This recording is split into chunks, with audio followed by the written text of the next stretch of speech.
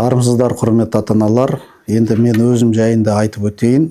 Менің есімім Нұрлан Мұқанұлы. Мен бала кезімнен мектеп қабырғасында жүріп, осы математика бағыты бойынша жақсы білім алдым деп айтсам болады. Өзімнің өмірде 3 ұстазым бар. Яғни бірінші негізгі ата-анам. Ата-анам 40-50 жыл ұстаздыққа ғұмырларын беріп, халыққа қызмет еткен ұлағатты ұстаздар. Одан кейін осы мектеп қабырғасында жүрген 5-6 класстан бастап математикаға деген қызығушылығымызды арттырып, бізге сапалы білім берген менің ұстазым Нөкеев Әділжан ағайым. Алдыңғы рейстарды көріп жүрсіздер. Былтыр 70 жылдық мерейтойы болды.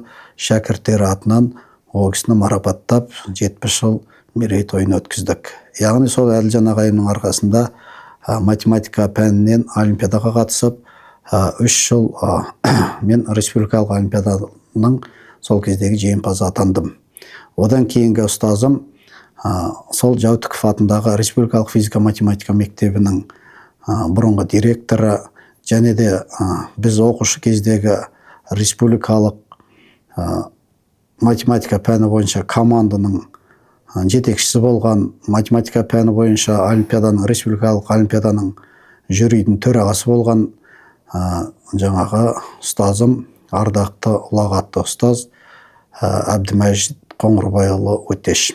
Яғни университетті сол олимпиадалық жетістіктерге жетіп, кейін университетке түсіп, университеттің физика-математика факультетін қызыл дипломмен аяқтап, диплом алуға сол 1 ай, жарты ай уақыт қалған кезде маған республикалық физика-математика мектебінен мұғалім болуға шақырту келді. Мен өзім 3 ұйықтасам, бұл РМЖ-да сабақ беремін деп ойламағанмын. Себебі бұл мектептің талабы өте жоғары, және де бұл мектепте оқитын балалардың деңгейі өте жоғары. Сол шақыртуды жіберген Әбдімәжит Қоңырбайұлы Өтеш болып шықты. Яғни бұл кісі менің қай университетте қалай білім алып жүргенімнен сырттай хабардар болған деген сөз. Содан келіп РФМШ-да қызметім басталып кетті. Ол кезде жаспын, 21-22 жастамын.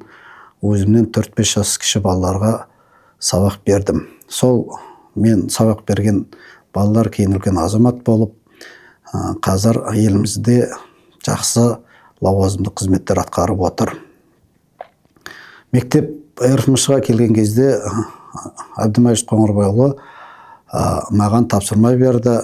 Күз айында, қыркүйек айында қазақ балаларының осы РФМШ-ға түсуге арналған дайындайтын оқулықтар жетіспейді. Қазақ тілінде материалдар, оқулықтар өте кем.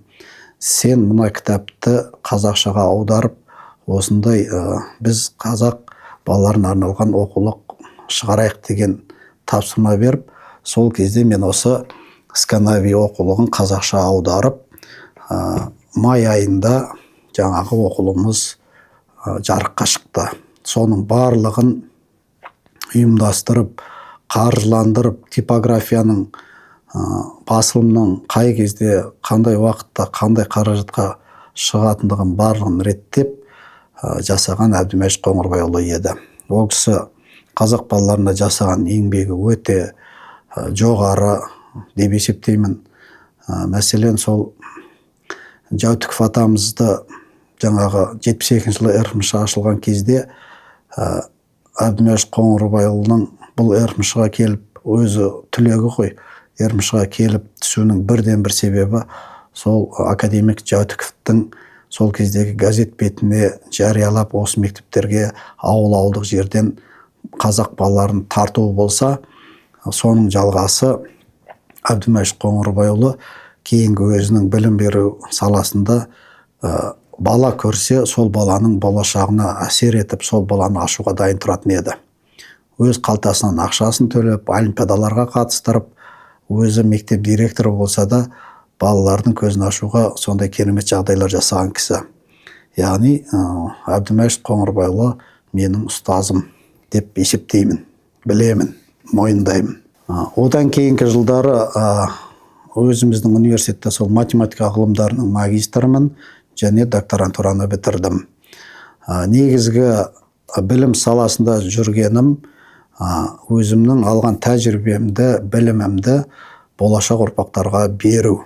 Сол себептен де ата-аналардың сұрауы бойынша айналамыздың, қоғамның жаңағы білімге деген назарының ауып бара жатқандығын және де балалардың білімді жастардың көбеюін, солардың жақсы білім алуы мақсатында осы Сканави орталығын аштым. Және де соны басқарып отырмын, сабақ беруге жатырмын. Енді көпшілік ата-аналар сұрайды, Сканави деген не деп. Сканави деген осы мектептерде, сол РФМШ мектептерінде оқитын балаларының бұл жаңа Құран кітабы секілді бастарына жастанып жатып оқитын оқулық, былайша айтқанда сборник болатын. Бұл бірнеше томнан тұрады, яғни 5-ші сыныптан бастап жоғарғы оқу орнына түсуші жаңағы балаларға арналған математиканың тереңдетілген есептер жинағы болып саналады. Сканави маған жақын, себебі осы кітаппен оқып өстім, және де кейінгі жылдары осы кітапты қазақша аударып жарыққа шығардық.